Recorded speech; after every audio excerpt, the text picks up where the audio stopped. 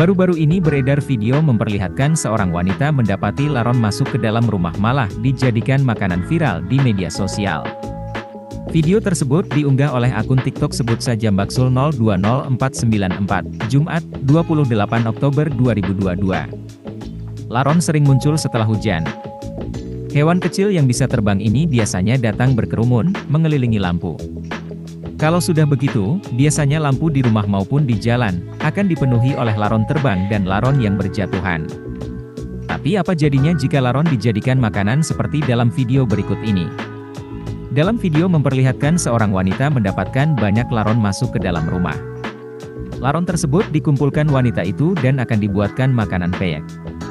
Terlihat proses wanita itu membuat peyek dari laron. Di akhir video wanita itu makan peyek laron itu sebagai lauk. Sontak setelah video tersebut diunggah menuai berbagai komentar dari warganet.